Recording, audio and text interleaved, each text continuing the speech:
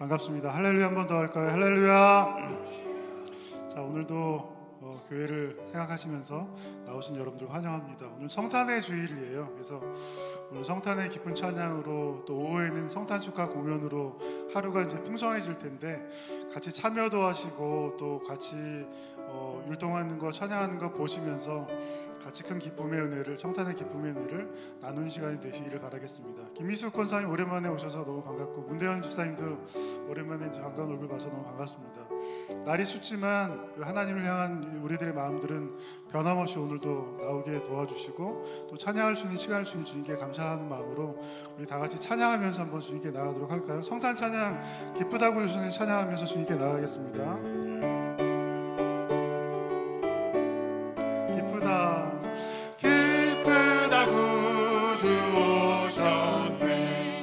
한 백성 맞으라 온 교회여 다 일어나 다 찬양하여라 다 찬양하여라 다 찬양 구세주 탄생했으니 구세주 탄생했으니 다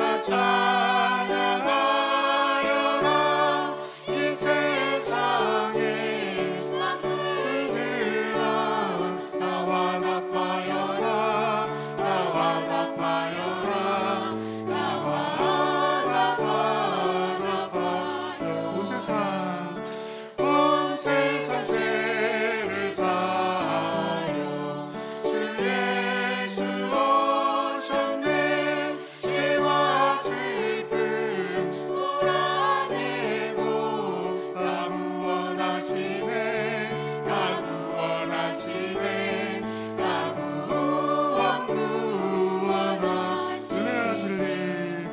은혜와 진리 되신 주 다 주관하시니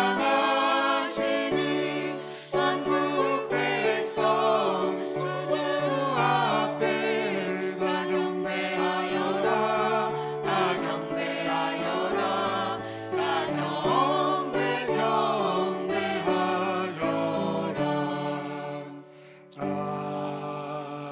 아멘. 아멘. 우리 그 어린 주 예수 찬양하면서 예배로 나가겠습니다.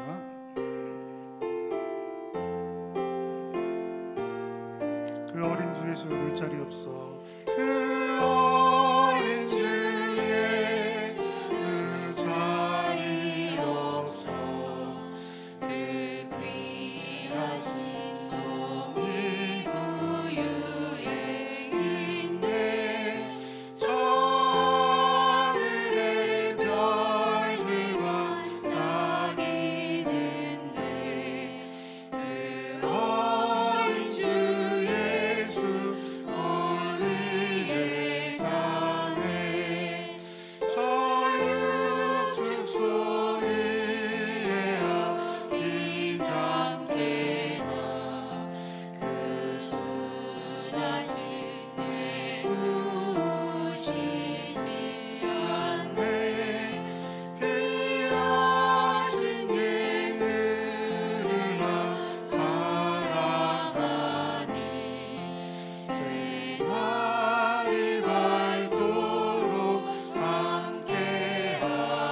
함께하소서. 주 예수 내 곁에 가까이 계셔. 그 한없는 사랑을 베푸시고 온 세상 악기들 다 부어주사 주 품에 내 안겨. 우리 1절 한 번 더 합시다. 그 어린 주 예수 그 어린 주 예수를 자리 없어. 그 귀하신 몸이 구유에 저 하늘의 별들과 사귀는데 그 어린 주 예수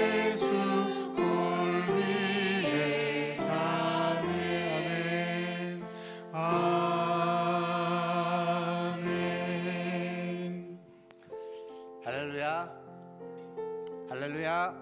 네, 오늘 성탄주일입니다. 성탄절이 며칠 안 남았는데요. 또 주님이 오신 날을 기억하고 또 기념하고 또 감사하면서 오늘도 주님 앞에 나아가기를 바라겠습니다. 오늘 오후에 또 성탄 발표회도 있고요. 이 앞에 보시다시피 있는 여러분이 함께 나눠주신 준비해 주신 선물들이 앞에 쭉 있습니다. 이따 오후에 오시면 발표회에 보시고 또 함께 참여하시고 또 선물도 함께 나누는 그러한 시간이 있습니다. 모두 참여해 주시고 모두 기뻐해 주시고 모두 즐거워하는 시간, 즐거운 성탄의 주일이 되면 좋겠습니다. 네, 우리 이제 시간이 되어서 함께 예배하고자 합니다. 다 함께 일어나셔서 함께 찬양하심으로 성탄주일 2부 예배를 하나님 앞에 드리겠습니다.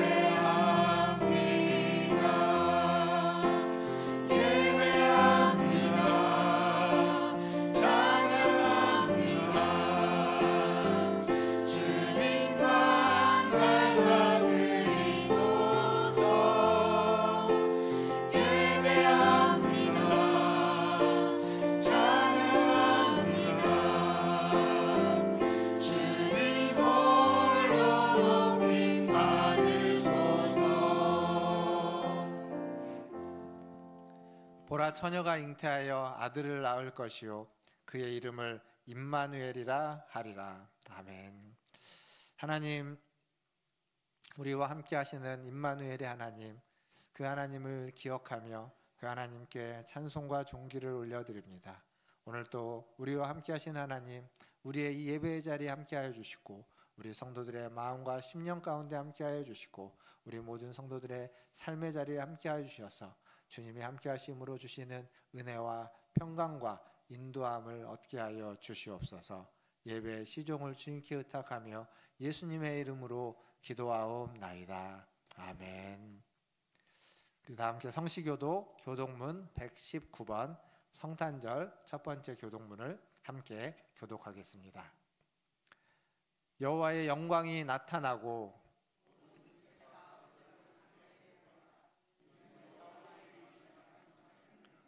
베들레헴 에브라다야, 너는 유다 족속 중에 작을지라도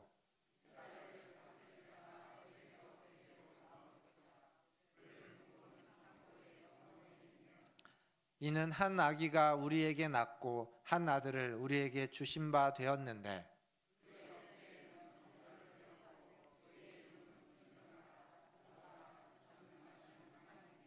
영존하시는 아버지라 평강의 왕이라 할 것임이라. 또 다윗의 왕자와 그의 나라에 군림하여 그 나라를 굳게 세우고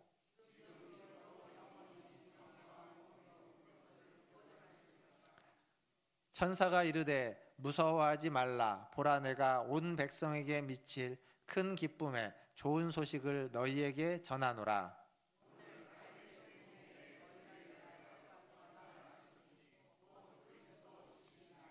아멘. 다 함께 사도신경으로 신앙을 고백합니다. 전능하사 천지를 만드신 하나님 아버지를 내가 믿사오며 그 외아들 우리 주 예수 그리스도를 믿사오니 이는 성령으로 잉태하사 동정녀 마리아에게 나시고 본디오 빌라도에게 고난을 받으사 십자가에 못 박혀 죽으시고 장사한 지 사흘 만에 죽은 자 가운데서 다시 살아나시며 하늘에 오르사 전능하신 하나님 우편에 앉아 계시다가 저리로서 산자와 죽은 자를 심판하러 오시리라. 성령을 믿사오며 거룩한 공회와 성도가 서로 교통하는 것과 죄를 사하여 주시는 것과 몸이 다시 사는 것과 영원히 사는 것을 믿사옵나이다. 아멘. 다 함께 앉으셔서 찬양하신 후에 가인구 장로님 기도해 주시겠습니다.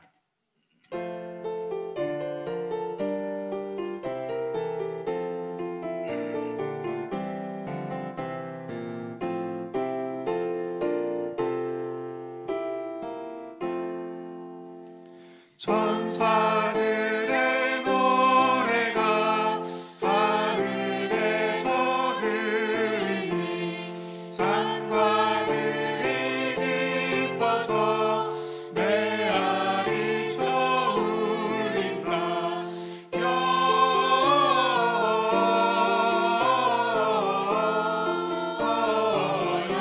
영광을 높이 계신 주께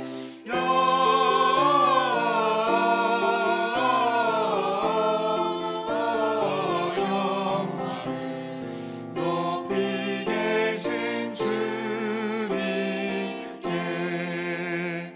한밤중에 목자들 양떼들을 지킬 때 아름다운 노래가 정하게 들린다.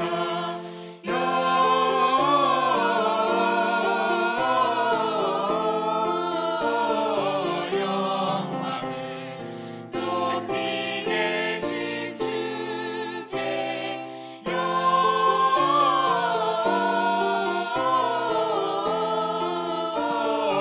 영광을 높이 계신 주님께 베들레헴 달려가 나시나니 예수께 울어 경배합시다. 탄생하시는 이께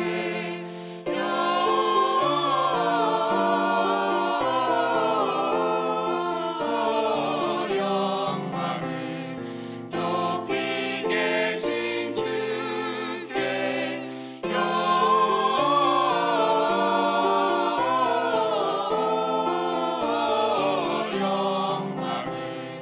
높이 계신 주님께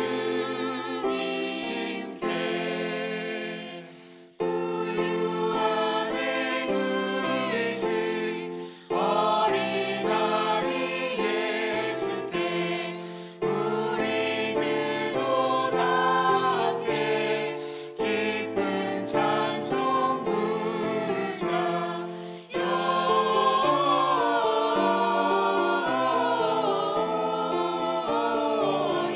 영광을 높이 계신 주께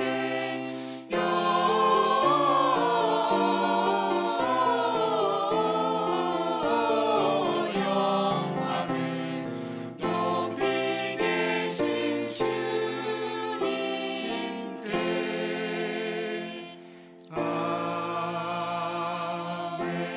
아멘. 우리 126장 한번 박수하면서 찬양할까요? 전사 찬송하기를 전사 찬송하기를 거룩하신 구주께 영광 돌려보내세. 구주 오늘 나셨네. 크고 작은 나라들 기뻐하라 하여라. 영광 받을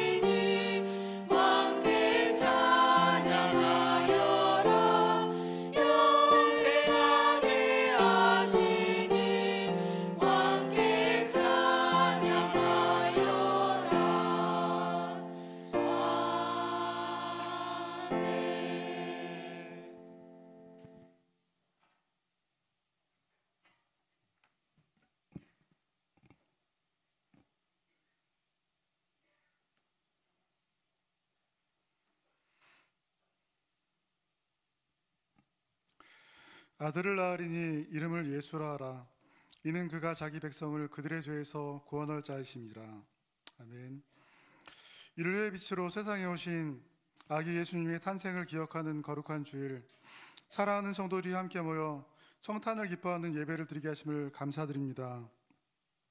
사망의 어두운 그늘에서 아무런 소망이 없던 우리를 위해 두려움 없는 사랑으로 세상에 오신 예수님의 크신 사랑에 감사와 찬송을 올려드립니다.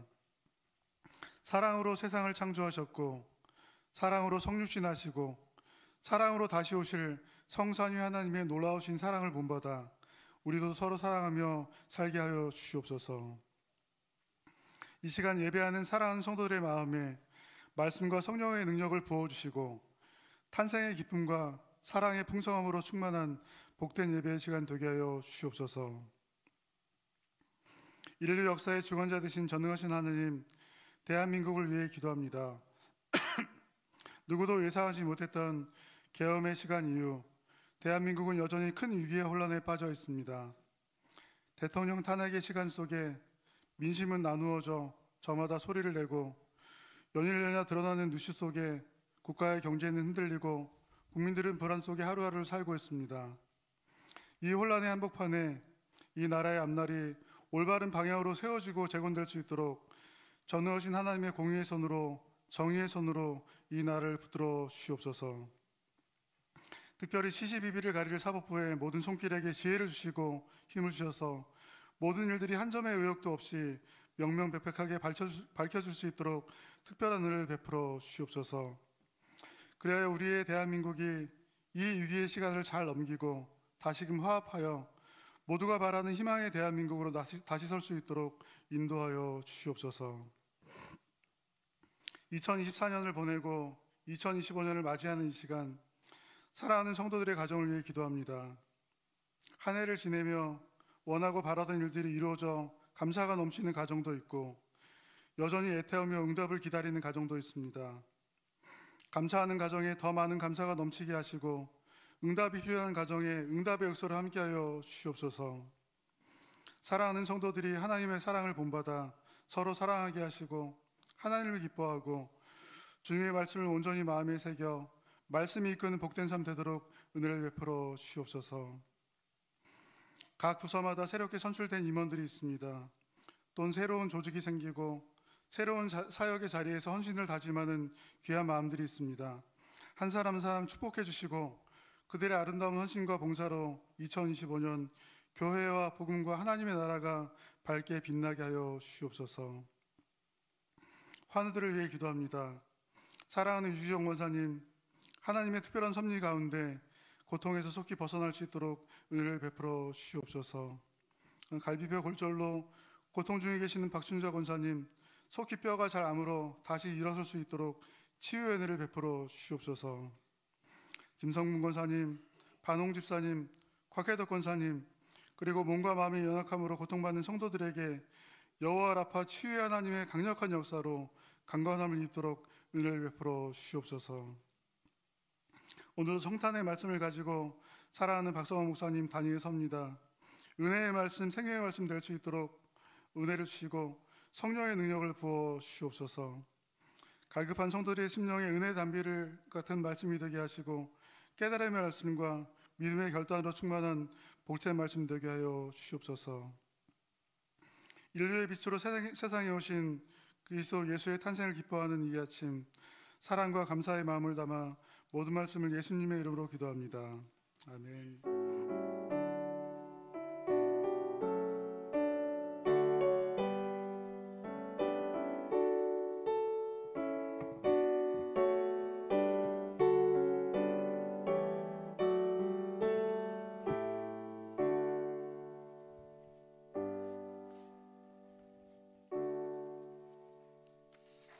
교회 소식 전해드리겠습니다. 오늘 예배 마치고 기관 모임인데요. 아마 성탄 발표회 기관별로 준비해 주시는 시간을 가지면 될 것 같습니다. 오후 예배 시간에 오후 2시에 성탄 발표회가 있습니다. 아까도 말씀드렸던 것처럼 발표회 함께 하시면 발표하는 기관들 또 우리 주일학교의 모습도 보지만 또 앞에 있는 선물들도 함께 나누는 시간이 있습니다. 많이들 참여해 주시고 많이 함께 해 주시기를 바라겠습니다. 주보에 보시면 2025년 성경통독 참가 신청서가 있습니다. 통독이 끝나신 분들도 있고 아직도 통독 중에 있는 분이 있지만 또 이제 내년도에 함께 통독을 하기 위해서 3가지 신청이 있는데요. 이 3가지 중에 하나를 체크하셔서 성함과 연락처를 적어주시면 신청하신 분들과 함께 그룹을 만들고 또 함께 내년에 안내를 통해서 성경 통독을 함께 시작하도록 하겠습니다. 그렇게 많이 참여해 주시면 감사하겠습니다. 다음 주일 예배 시간에 성찬식이 있고요. 2부 예배 때는 세례식이 있습니다. 기억해 주시고 또 준비해 주시고 또 마음으로 믿음으로 기도로 준비해 주시기를 바라겠습니다. 연말 사역 안내 잘 아시는 것처럼 돌아오는 수요일 날 성탄절 날 성탄 축하 예배가 있고요. 물론 오늘 성탄 발표회가 또 오후 2시에 있습니다. 그리고 수요일 날에는 오전에 성탄 축하 예배가 있기 때문에 저녁에 있는 수요 예배는 쉬도록 하겠습니다. 그리고 29일 날 주일에는 세대가 함께하는 예배 졸업 예배로 있고요. 31일 송병신 예배 오후 11시 30분에 송병신 예배로 모이도록 하겠습니다.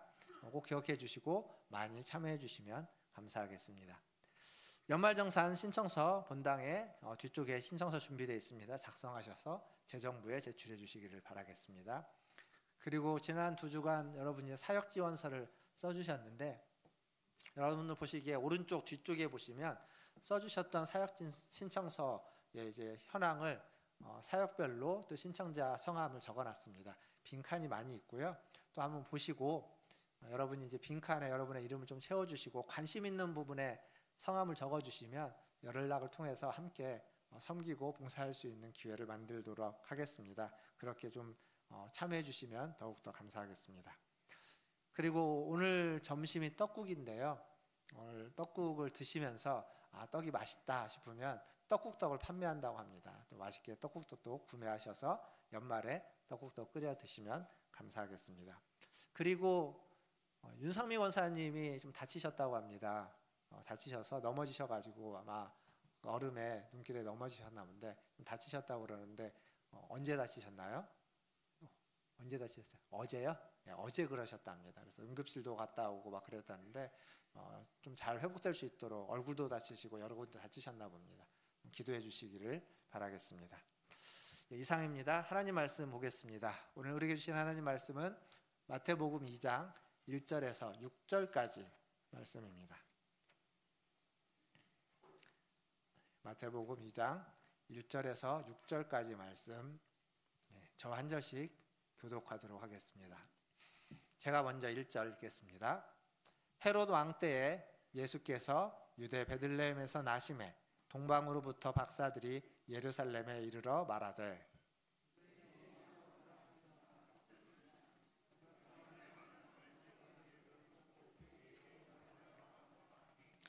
헤롯 왕과 온 예루살렘이 듣고 소동한지라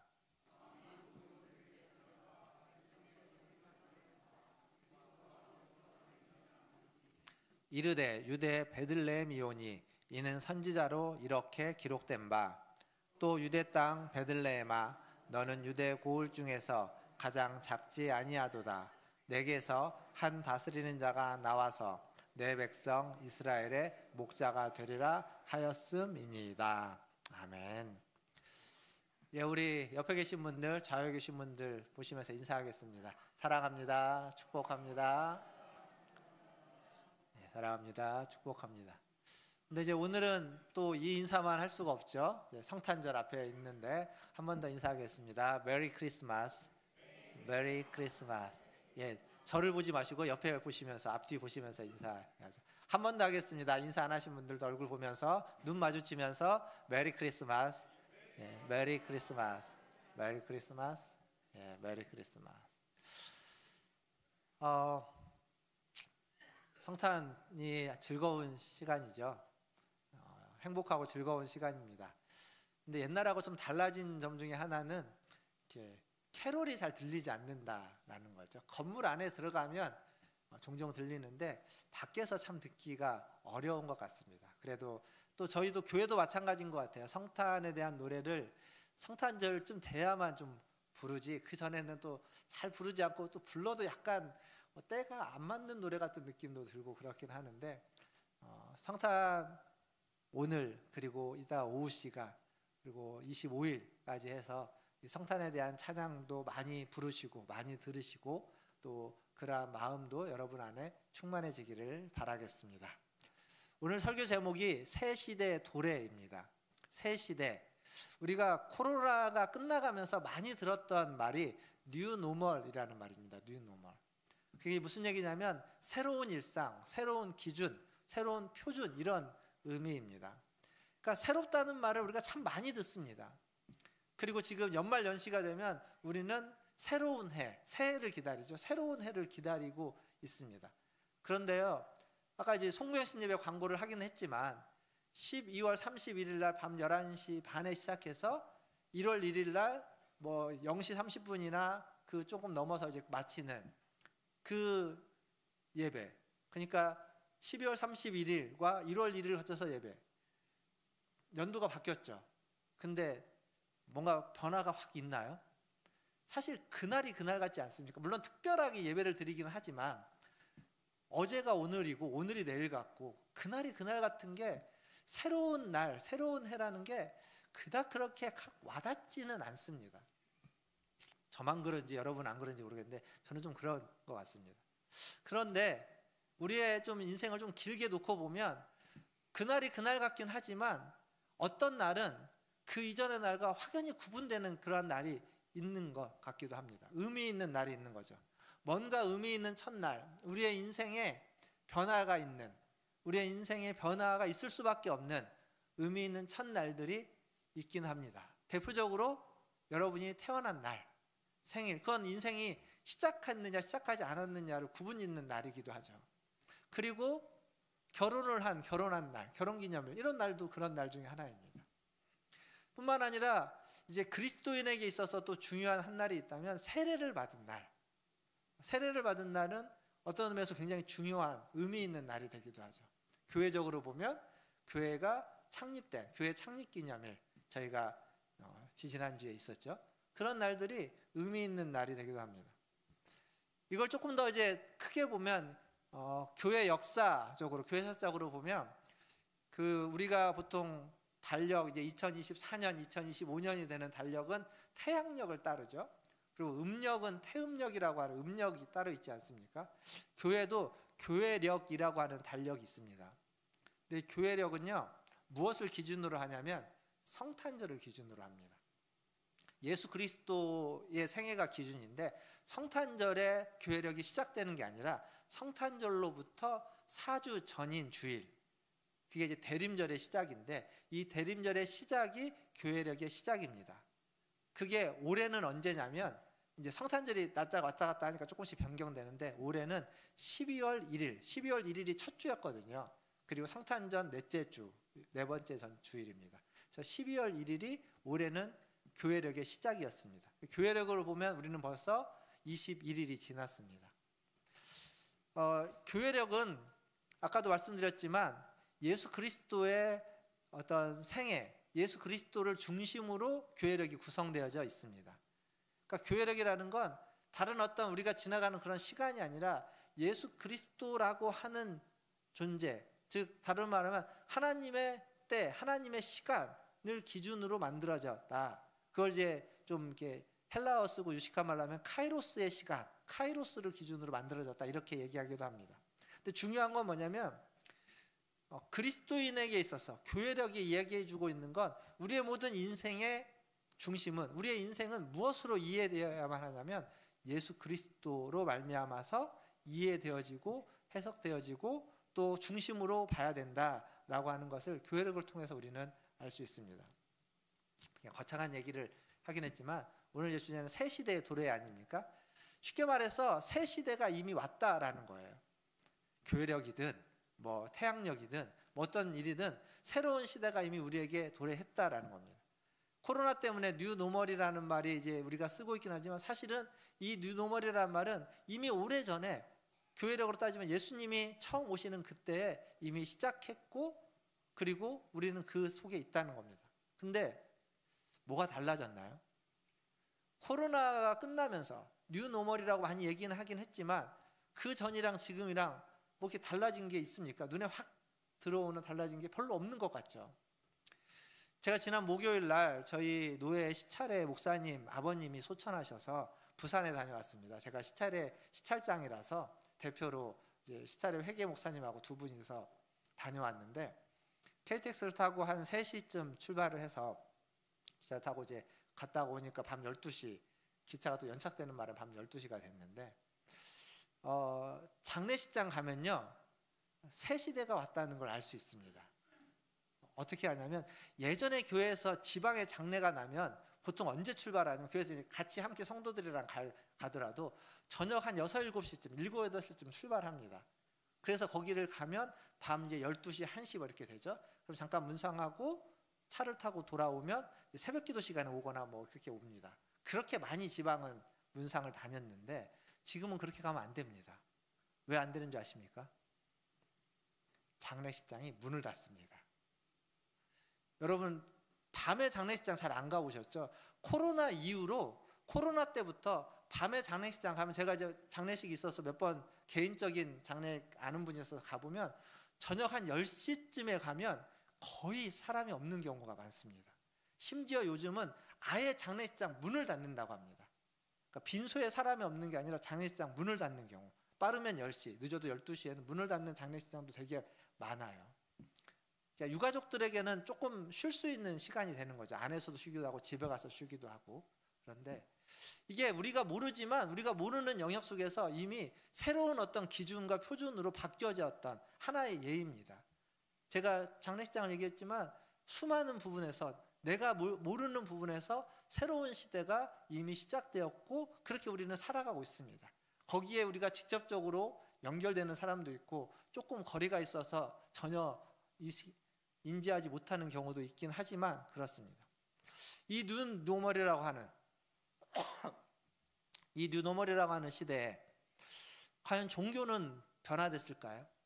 교회는 어떨까요? 이전에, 코로나 이전에, 뭐 지금도 마찬가지지만 교회는 굉장히 공간을 중요시 생각했습니다. 예배당이 중요했고, 또 예배당에서 예배드리면서 또 기도회도 하고, 모든 사역과 활동이 교회 예배당을 중심으로 이루어졌습니다. 그래서 좋은 예배당, 그리고 그것들이 더 의미 있고 가치 있는 것으로 여겨졌는데, 근데 코로나 때 예배당에서 예배를 못 드립니다. 그러니까 이 물리적인 공간이, 그 물리적인 공간에서 무엇인가를 할 수 없는 시기가 되니까 물리적인 공간이 아닌 새로운 공간을 찾았죠. 그게 이제 온라인이라고 하는 공간을 찾아서 그걸 통해서 신앙을 유지해오고, 신앙을 유지하도록 지도하고 안내하고 하는 노력들을 했습니다. 그러니까 어찌 보면 코로나를 통해서 우리가 경험한 건, 공간이라는 게 중요한데, 여전히 중요하고 필요하지만 이전에 가졌던 만큼의 그것 아니면 안 된다라고 하는 생각을 좀 벗어날 수 있는 그러한 길이 열렸던 것은 분명합니다. 그래서 젊은 이들에게 또 많은 곳에서 공간을 넘어서는 어떤 활동들과 사역들이 일어나고 있습니다. 예수님이 이 땅에 오실 때, 이제 성탄이니까요. 예수님이 이 땅에 오실 때 성전이 있었습니다. 그 성전에서 제사장들이 있고 또 서기관들이 있었습니다. 그런데 이들은요, 예수님의 도래, 메시아가 이 땅에 올 때 그 메시아와 직접적으로 관계가 없었습니다. 심지어 그들은 예수님을 죽이는 일에 죽이려고 하는 일에 일조하기도 했습니다. 이게 무슨 얘기냐면, 오늘 우리가 읽었던 말씀에 보면 동방 박사들이 동방에서부터 와가 예루살렘 성에 와서 유대인의 왕이 나셨다는 소식이 있는데, 그 별을 따라 왔는데 어디냐라고 찾습니다. 그 얘기를 듣고 헤롯과 온 성이 소동했다, 이렇게 이야기하죠. 그러니까 그들은 몰랐습니다. 근데 그 동방 박사를 통해서 메시아가 왔다는, 유대인의 왕이라는 말은 메시아라는 의미이기 때문에 메시아가 왔다라는 얘기를 듣게 된 거죠. 근데 왜 그 동방 박사가 예루살렘으로 왔냐면 거기에 성전이 있었기 때문입니다. 그러니까 기본 종교에는 그 성전이 있는 곳에 메시아, 왕이, 신이 임하는 것이지 다른 곳에 임하지 않기 때문에 거기에 찾아왔던 거예요. 근데 거기에 없었습니다. 그러니까 헤롯은, 그 성전은 이제 헤롯이 지은 성전이죠. 헤롯은 성전을 짓고 그 성전에 제사장들을 임명하면서 그 성전에서 제사를 드리게 했습니다. 그런데 그 성전이 하나님의 성전인데 그 성전을 통해서 하나님의 통치와 하나님의 역사가 일어난 것이 아니라 헤롯이 그것을 주도하면서 헤롯의 권력을 강화하는데 성전이 사용되고 말았습니다. 그러니까 자기 권력을 강화하는데, 근데 동방 박사들이 지금 와가지고 유대인의 왕이 왔다라는 이 소식은 자기 자리가 위태로운 거예요. 그러니까 깜짝 놀라는 거죠. 그래서 그가 어디에 났는지를 대제사장들과 서기관들에게 묻습니다. 왜 물었을까요? 찾아가서 경배하려고 물었을까요? 아니라는 것을 우리가 압니다. 뒤에 가보면 그 메시아를 못 찾으니까 메시아가 났을 거라고 하는 그 동네, 그 지역에 있는 그 시간을 따져서 2살 미만에 있는 모든 아이들을 헤롯은 어떻게 하죠? 죽여버렸습니다.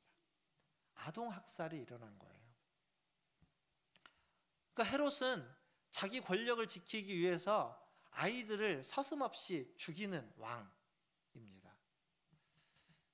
자기 권력을 지키기 위해서라면 종교를 사유화하기도 하지만, 성전을 자기가 짓고 그 성전을 자기 마음대로 만들기도 하지만, 그걸 넘어서서 백성들, 아니 그 아이들, 어린 아이들을, 수많은 아이들을 죽이는데 눈 하나 깜짝하지 않는 왕, 그게 헤롯이었습니다. 얼마든지 그 누구도 죽일 수 있는 왕이죠.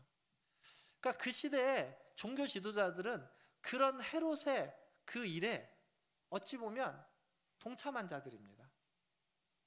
그러니까 왕을 위해서 백성들의 희생을 정당화시킬 수밖에 없었던 인물들이라고도 볼 수 있습니다. 사실 제사장과 서기관들은 어떤 사람들입니까?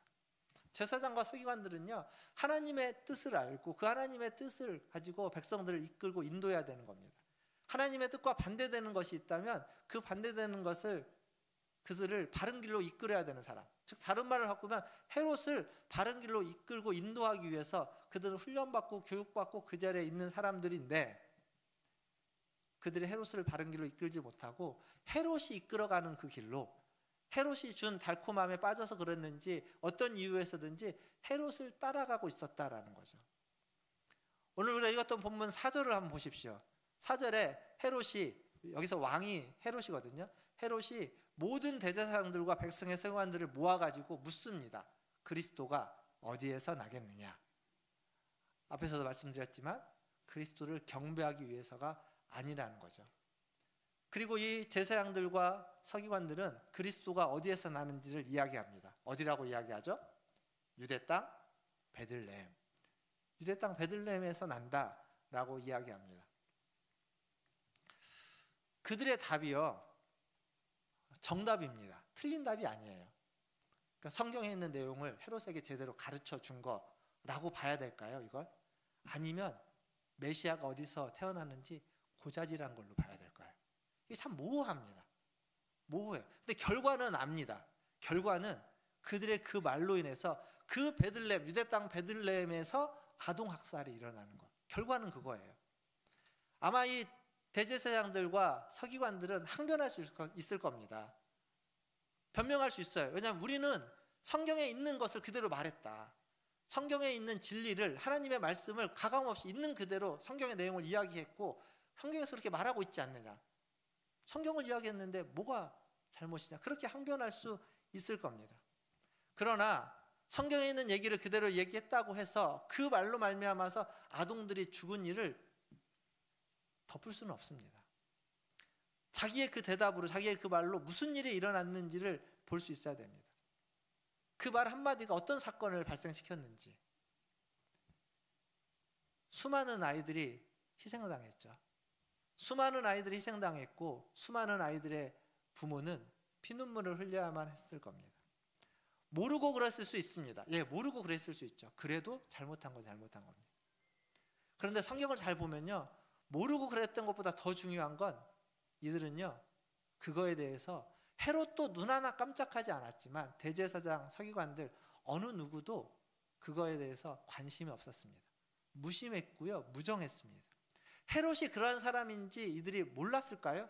몰랐다면 너무 무지한 거죠. 그 자리에 있기에는 너무 무심하고 무정하고 무지했습니다. 용서받을 수는 없을 겁니다.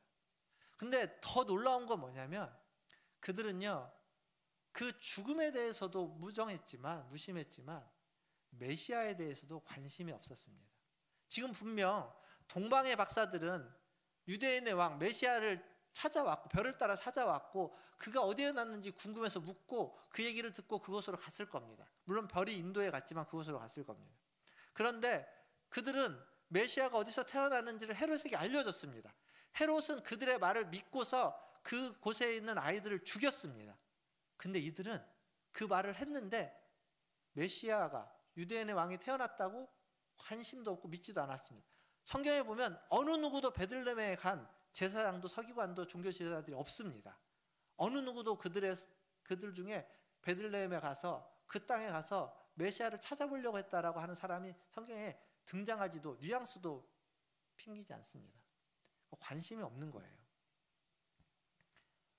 헤롯도 그들의 말을 믿고 아이를 죽였는데 그 말을 했던 정작 그들은 전혀 믿지도 반응도 관심도 없었다라는 거죠.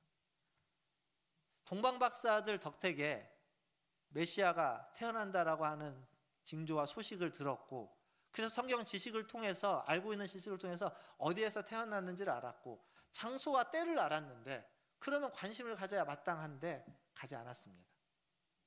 찾아가지 않았습니다. 결국 그들이 한 건 헤롯이 아동들을 죽이는데, 학살하는데 그냥 공범자가 된 것뿐, 그것 외에는 아무것도 한 게 없습니다.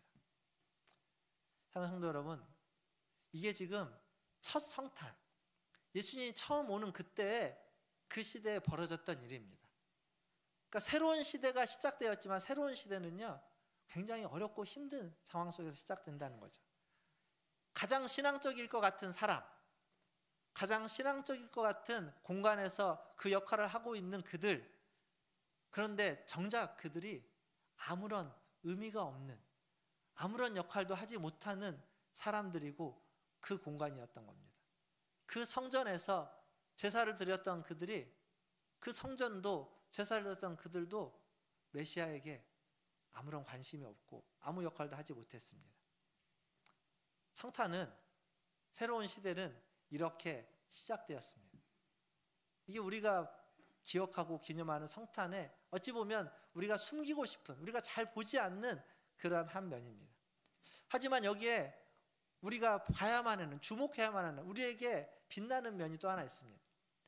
메시아에 대해서 관심이 없는 유대인들, 관심이 없는 지도자들, 관심이 없는 하나님의 백성들이 있었지만, 그러나 유대인의 왕 메시아에게 관심이 있는 사람들이 있었습니다. 동방에서 온 박사들, 다른 말로 바꾸면 그들은 이방인들입니다. 멀리에서 유대 땅으로, 유대 땅에는 메시아를 기다리는 사람이 없지만 멀리 이방 땅에서 그 메시아를 만나서 경배하기 위해서 찾아온 사람들, 물론 그들이 그 메시아에 대한 어떤 개종을 하거나 신앙이 있거나 그런 건 아닐지도 모릅니다. 그들의 어떤 종교와 그들이 가지고 있었던 그 천체를 보는 걸 통해서, 아, 저 땅에 놀라운 유대인의 왕, 메시아라고 불리는 그 왕이 태어나는 걸, 그걸 알고 그냥 그들의 종교심의 발로로 찾아왔을지도 모릅니다. 그러나 중요한 건 그들은 달려왔고, 근데 이게 생각해 보세요. 자기의 종교가 있고 자기의 신이 있습니다. 그런데 다른 종교의 신을 찾아와서 경배한다는 건 이 기존의 종교, 가지고 있던 어떤 종교와 신에게는 잘못하는 거죠. 그러니까 동방의 박사들이 멀리 그 땅에서부터 여기를 찾아올 때에는 자기가 가지고 있었던 그 종교를 넘어서는, 자기가 가지고 있었던 지위와 어떤 그 힘이나 권세와 여러 가지 기득권들을 내려놓아야만 하는 그러한 부분도 분명히 존재했을 겁니다. 근데 그걸 다 포기하고 내려놓고 찾아온 거예요. 이방의 종교 지도자들이 그렇게 메시아를 와서 경배했습니다. 그런데 오랫동안 메시아를 기다렸고 오래전부터 하나님의 백성으로 불렸고 성전에서 매일매일 제사를 드리던 그들은 아무것도 하지 않았습니다. 그들에게서는 배울 게 하나도 없었고 이방의 종교 지도자들에게는 우리가 배워야만 하는 것들이 있었다는 거죠. 이 얘기가, 이 성탄에 던지는 도전은 이런 겁니다. 제가 이제 성경에 있는 얘기를 풀어서 얘기하니까 그렇게 끄떡끄떡했지만 현실적으로 딱 돌아와 보면 이게 이런 얘기인 겁니다. 절에 있는 스님에게서 우리는 예배를 어떻게 드려야 되는지 배우는 거고, 무속인들에게 신앙 가지고 하나님을 믿는 삶이 어떤 삶인지를 배우는 꼴이고, 그리고 다른 종교, 이슬람, 힌두교, 다른 종교의 지도자들, 그들의 랍비들에게 우리가 하나님을 어떻게 경배해야 되는지를 배워야 한다라는 이야기인 겁니다, 지금. 그래서 사실 이게 굉장히 도전이고, 어찌 보면 굉장히 슬픈 이야기고, 어찌 보면 굉장히 두려운 이야기입니다. 그러니까 지금 제가 여러분들이 하고 있는 이 성탄의 이 이야기는요, 타 종교인들, 무신론자들, 그들이 예수를 찾고 예수를 만나러 오는데, 정작 하나님의 백성으로 불려지는 우리는 이 성탄을 맞이해서도 그냥 1년에 한 번씩 오는 교회 의례적인 행사로만 생각하고 넘어갈 수도 있다라는 거예요. 우리는 그냥 의례적인 행사, 뭐 이때 되면은 항상 하는 이런 것들, 그런데 성도가 아닌 다른 이들에게는 더 간절한 만남이 될 수도 있다라는 겁니다. 사랑하는 성도 여러분, 성전을 짓고 제사장이 되고 성도가 된다고 해서 신앙적인 게 아닙니다. 어쩌면 성전을 짓지 않고 제사장이 되지 않고 성도가 되지 않아도, 그것들을 다 내려놓더라도 그리스도를 찾아오고 그리스도를 만날 때 비로소 우리는 진정한 신앙을 갖게 되는 겁니다. 그게 중요한 겁니다. 그러니까 지금 제가 막 앞에서부터 여러 가지 이야기를 했지만 사실 결론은 너무 단순합니다. 성탄은요, 우리가 잘 아는 것처럼 예수 그리스도가 중심이죠. 성탄은 예수 그리스도를 만나야만 하는 날이고, 예수 그리스도를 다시 기억해야 되는 날이고, 그 예수 그리스도를 우리의 마음에, 그 아기 예수님을 우리의 마음에, 우리의 삶에 모셔야만 하는 날입니다. 지금 그 얘기를 하는 거예요. 그 얘기를 하는데 우리가 그걸 너무 쉽게 그냥 간과해버리고 의례적인 행사로 치부할 수도 있다라는 겁니다. 사랑하는 성도 여러분, 성탄주일, 그리고 오후 시간, 그리고 수요일날 성탄절 축하 예배, 이 모든 시간들을 통해서 성탄에 오신 예수님을 바라보시고 예수님을 만나는 저와 여러분 다 되기를 주님의 이름으로 축원드립니다. 우리 한 구절 더 보겠습니다. 누가복음 2장 12절 말씀 하나 더 보겠습니다. 누가복음 2장 12절입니다. 자, 화면을 보고 같이 읽겠습니다. 시작. 너희가 가서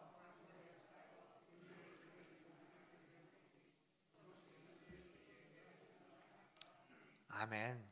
여기 강보가 뭐죠? 강보? 우리가 쓰는 말로 강보를 바꾸면 뭐가 됩니까? 포대기입니다. 포대기. 어린애기 태어나면 이렇게 막 둘둘둘 말아서 쌓는 포대기. 그러니까 예수님이 포대기에 쌓여가지고 구유에 누워 있다, 이런 얘기죠. 그러니까 예수님은 이 땅에 오셨는데 제사장의 모습으로, 왕의 모습으로, 권세 있는 자의 모습으로 오지 않고 포대기에 쌓여 있는 아기의 모습으로 오셨습니다. 포대기에 아기를 쌓으면 아기가 어떻게 됩니까? 꼼짝달싹 못하죠. 막 움직일까 봐 이렇게 돌돌돌 말아놓는 거잖아요. 그러니까 그렇게 오셨습니다. 여러분은 성탄에 주님을 만나야 된다고 말씀드렸는데 어떤 주님을 만나고 싶으십니까? 여러분이 상상하는 예수님은, 여러분이 기대하는 예수님의 모습은 어떤 모습이십니까? 화려한 왕관을 쓰신 분이십니까? 아니면 높은 자리에 있는 권세를 휘두르는 분이십니까? 우리가 상상하는 여러 모습들이 있겠지만 지금 처음 성탄의 모습은, 예수님은 강보에 싸서 포대기에 쌓여 구유에 누워있는 아기의 모습으로 오셨습니다. 구유, 초라한 곳이란 얘기예요. 그게 말밥통이든 뭐든 다른 여러 가지 고전적인 표현을 다 빼더라도 그냥 초라한 곳, 누추한 곳에 포대기에 쌓여서 아기의 모습으로 오셨습니다. 왜 이렇게 오셨을까요? 그렇게 오신 이유는 무엇일까요? 쉽게 얘기하면 예수님은 초라한 곳을 마다하는 분이 아니기 때문입니다. 예수님은 누추하고 초라하고 보잘것없는 곳을 마다하지 않고, 누추하고 초라하고 보잘것없는 인생을 싫어하지 않고, 그런 우리를 모른 척하지 않는 분이기 때문에 그런 곳에 오신 겁니다. 그러니까 하나님은 이 땅을 살아가는 연약한 백성들, 누추하고 구차한 삶을 살고 있는 이들, 그들의 삶의 자리에 함께하기 위해서 이 땅에 오셨다라는 겁니다. 그걸 그냥 보여주는 거예요. 포대기에 쌓여있는 아기의 모습으로, 그냥 구유에 초라한 곳에, 남들 잘 찾지 않는 곳에 놓여있는 모습으로 보여주는 거죠. 사실 우리가 신앙생활을 하면서 기대하는 건 그런 건 아닐 겁니다. 좀 더 이렇게 형통해지고 일이 좀 잘 되고 우리가 노력하고 수고한 만큼 결과가 있고 복을 받고 교회도 그렇게 좀 부흥되고 그렇게 번창하고 교회 하는 일마다 계획된 것 이상으로 뭔가 성과가 나타나고 일어나기를 기대합니다. 그런데 주님은 베들레헴의 말구유에 포대기에 쌓여진 상태로 아기 모습으로 응애응애하면서 오셨고 거기에서부터 시작한다는 겁니다. 그 아기 예수를 만나는 게 뉴노멀, 새 시대의 시작이고 새 시대가 도래했다는 것을 보여주는 겁니다. 사랑하는 성도 여러분, 우리는 지금 이미 새로운 시대를 살아가고 있습니다. 예수님의 오심으로 시작한 새 시대, 그리고 가깝게는 코로나가 지나가면서 수없이 많이 외쳐졌던 뉴노멀이라는 말 속에서 담겨져 있는 이미 시작된 경험되고 있는 새로운 시대, 우리는 거기를 살아가고 있습니다. 그 새로운 시대에 아기 예수를 강보에 싸서 누워있는 그 아기 예수를 만나지 않으면 그 새 시대는 그냥 또 지나가는 또 하나의 새로운 시대에 지나지 않겠지만, 예수님을 만날 때 우리는 진정으로 새로운 시대를 시작할 수 있는 줄 믿습니다. 아기 예수님을 만나 새로운 시대를 제대로 시작하는 저와 여러분 되기를 주님의 이름으로 축원드립니다. 제 말씀을 정리해 보겠습니다.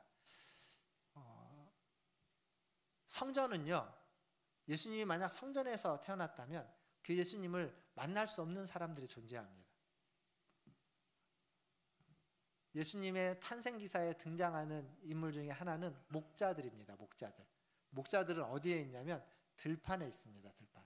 그들은 성전에 가기가 어렵습니다. 성전에 가려면 일단 양떼를 두고 가기도 해야 되지만 양떼를 치면서 더러워졌던 것들을 씻고, 그리고 그 정화하는 과정들, 여러 절차를 거쳐서 성전에 가야 되기 때문에 성전에 가기가 굉장히 어려운 자들입니다. 근데 예수님이 어디에서 태어나셨습니까? 말구유이죠. 그리고 그곳은 그 목자들이 들판에서 천사들의 소식을 듣고 찾아갈 수 있는 곳이었습니다. 목자들이 가면 가까이에 있는 곳, 언제든지 갈 수 있는 곳에 예수님 오셨고, 그래서 목자들은 그 누구보다 먼저 예수님을 만날 수 있었습니다. 그리고 또 하나, 성전 출입하기 어려운 또 하나의 부류의 사람은 누구냐면 이 동방박사들 같은 사람입니다. 이방인들은 성전을 출입하기 어려운 게 아니라 성전을 들어가면 죽습니다. 담을 넘어오면 죽는다는 팻말이 붙어 있어서 그 안에 들어갈 수가 없습니다. 그러니까 이 동방박사가 성전 앞에 왔어도 예수님이 그 안에 계신다면 그들은 경배할 수 없는 거였습니다. 그런데 다행히 예수님은 거기에 계시지 않았고 베들레헴의 말구유에 계셨기에 그 아기 예수를 동방박사는 가서 경배할 수 있었습니다. 그러니까 성탄절, 이 성탄의 첫 예배는, 첫 경배는 성전으로부터 멀리, 성전과 가까이 할 수 없었던, 성전에는 갈 수도 없는 이방인들과 그리고 목자들에게서 시작되었다라는 겁니다. 자격이 없는 이들에게서 성탄의 첫 예배가 시작되었다는 거죠. 누추한 곳에 누워있는 아기 예수, 생각해 보세요. 누추한 곳에 누워있는 아기 예수, 혼자 누추한 곳에 고립되어서 외롭게 있는 사람들, PC방에서, 집에서 문 걸어 잠그면서 게임하고 도박하고 그 모니터만 보고 있는 사람들, 그런 어려운 사람은 그냥 일상 속에서 매일 아침 새벽 찬 공기를 맞으면서 하루의 일을 위하여 아침 일찍 출근하는 사람들, 그리고 저녁 늦게 하루 일을 마치고 힘든 몸을 이끌고 오는 그들의 그 차와 그들의 발걸음들, 그 속에 주님이 오신다는 겁니다. 그 모니터 속에, 그 새벽 공기를 맞는 그 아침 속에 그리고 그 외로운 그 골방, 누추한 그 골방 속에 주님이 오신다는 거예요. 그들을 만나도 그 누추한 곳을 마다하지 않는 분이라는 겁니다. 그게 강보에 포대기에 쌓여서 구유에 누이신 아기 예수가 우리에게 말해주고자 하는 메시지입니다. 사랑하는 성도 여러분, 하나님 앞에 나아가기에 우리는 다 자격이 없고 부끄럽고 그런 죄인들입니다. 그럼에도 불구하고 성탄은 우리에게 기회를 준다는 겁니다. 어떤 삶을 살아왔든지, 지난 밤에 내가 어떤 일을 했든지, 지금 이 동방의 박사들, 그들이 보여주는 건 주님은 그들의 예배를 받기 원하신다. 주님은 그들의 경배를 받고 싶어 한다라는 겁니다. 그걸 기뻐하신다는 거죠. 한 해를 마무리하고 새해를 시작하는, 언제나 이때 성탄이죠. 이때 이 성탄의 이야기는 새로운 시대의 도래라는 제목으로 여러분들 이야기하는 건, 우리의 삶이, 우리의 일상이 평안할 수도 있고 혹은 위기일 수도 있습니다. 시대가 혼란하고 혼탁하고 무엇이 옳고 그른지 우왕좌왕하고 다투고 그런 복잡한 시대입니다.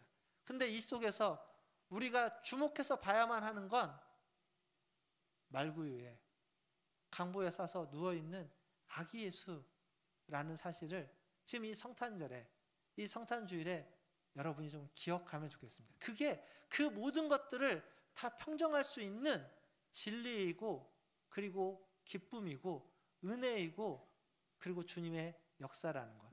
말구에 오신 아기 예수님이 여러분의 삶의 구유 가운데도 오시기를 주님의 이름으로 축원드립니다. 말구에 오신 이 아기 예수님이 성전 안이 아닌 성전 밖에서 살아가고 있는 그러한 여러분의 삶의 자리에 오시기를, 그리고 더 나아가서 여러분의 누추한, 여러분의 어두운 마음 속에, 우리의 심령 속에 그 예수님이 오시기를, 그리고 그 오신 예수님을 만나시는 우리 문화촌지엘교회 성도님들 다 되시기를 주님의 이름으로 축원드립니다. 기도하겠습니다.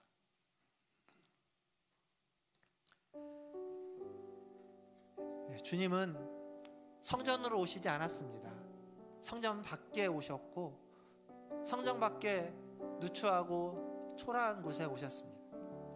우리의 삶의 자리가 누추하고 초라해도 주님은 오시는데 전혀 거리낌이 없으십니다. 우리의 마음속이 밝고 빛나고 평안하도 감사하지만, 혹 그러지 않아도 주님은 여러분의 마음속에 오시는 걸 전혀 어려워하거나 거리껴하지 않습니다. 주님이 오셨는데 주님을 만나러 가지 않으면 그것만큼 안타까운 일이 없을 겁니다. 주님은 오십니다. 이 성탄의 계절, 이 성탄은 주님이 나에게 오셨고 우리에게 오셨고 내 안에 오셨고 내 삶의 자리에 오셨다라고 말하고 있습니다. 만나십시오. 여러분을 찾아온 주님을, 그 아기 예수님을 만나시고 기뻐하시고 찬양하시고 그 아기 예수님과 함께 새 시대의 삶을 시작하는 저와 여러분 되기를 바랍니다. 우리 같이 그렇게 기도하겠습니다. 주님, 나를 찾아오신 주님을 만나기를 원합니다. 내 삶의 자리에 찾아오신 예수님을 만나고, 내 속사람에 찾아오신 예수님을 만나고, 내 구육 가운데 초라한 곳에 찾아오신 예수님을 만나서 기뻐하고 찬양하고 그 주님과 함께 새로운 삶을 시작하기를 원하오니, 만나게 찾아와 주시고 만나고 그리고 기뻐하고 찬양케 하여 주시옵소서. 같이 함께 기도하며 나아가겠습니다. 기도하겠습니다. 하나님 아버지, 오늘 또 주님 앞에 나왔습니다. 주님, 오늘 또 주님을 찾으며 오늘 또 주님을 부르며 주님 와주시옵소서.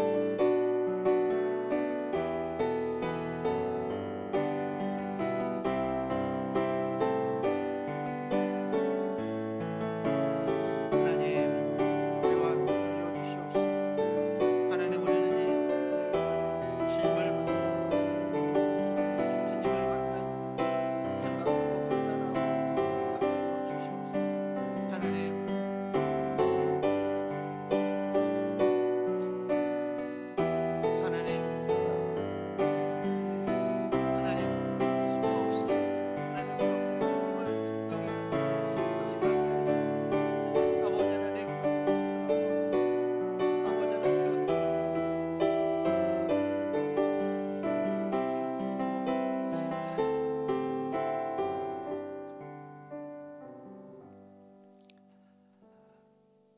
말구 위에 찾아오신 아기 예수님,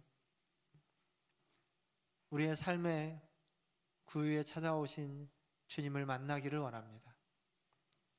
우리의 삶의 자리에 찾아오신 주님을 만나고 우리의 속사람에 찾아오신 주님을 만나고 기뻐하고 찬양하기를 원합니다. 주님 찾아와 주시고 주님 만나게 하여 주시고 우리의 눈을 열고 귀를 열고 마음을 열어서 주님을 보고 주님의 음성을 듣고 주님을 맞이하는 우리 모든 문화전제일교회 성도들 되게 하여 주시옵소서.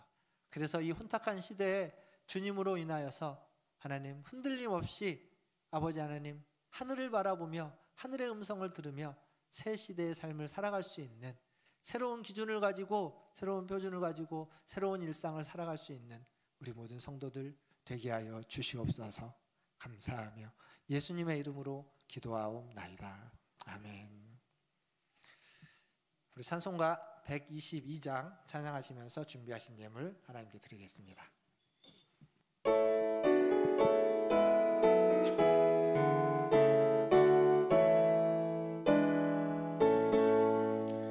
참 반가운 성도여 다 이리 와서 베들레헴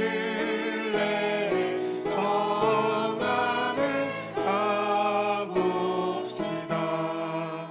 저 구유의 누이신 아기를 보고 엎드려 절하세 엎드려 절하세 엎드려 절하세 구주 나셨네. 저 천사여 찬송이 높이 불러서 이 광활한 전쟁을 울리어라. 주 하나님 앞에는 영광을 돌려 엎드려 절하세 엎드려 절하세 엎드려 절하세 구주 나셨네. 이 세상에 주께서 탄생할 때에 참신과 참 사람이 되시려고 저 동정녀 몸에서 나시었으니 엎드려 절하세 엎드려 절하세 엎드려 절하세 구주 나셨네. 같이 일어나서 사절 찬양합니다. 여호와의 말씀이 육신을 입어 날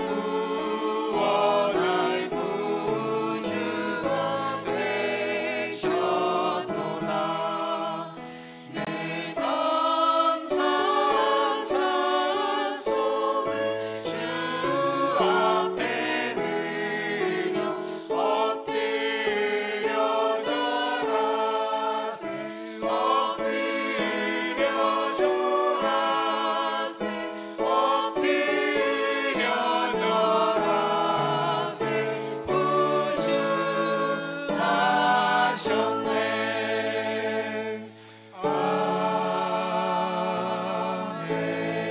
아멘. 기도하겠습니다. 주님의 말씀이 육신이 되어 이 땅에 오신 예수 그리스도를 찬양합니다. 주님으로 말미암아 구원을 받고 주님으로 말미암아 주의 자녀가 되고 주님으로 말미암아 새로운 삶을 시작하게 되었습니다. 그 주님의 은혜에 다시 한번 감사하며 주님 앞에 나아옵니다. 주님의 오심을 기억하고 잊지 않고 기념하며 하나님 찬양하고 영광을 돌려드립니다. 우리의 예배를 받아 주시옵소서. 또 이 예배 자리에 나올 때 빈손으로 오지 않고 주신 물질 중 일부를 구별하여 주님께 감사히 드렸습니다. 주님, 이 물질이 쓰이는 곳에 성탄의 은혜가 있게 하시고 성탄의 역사가 있게 해주시고 성탄의 의미가 살아나며 하나님 성탄의 영광이 드러나게 하여 주시옵소서.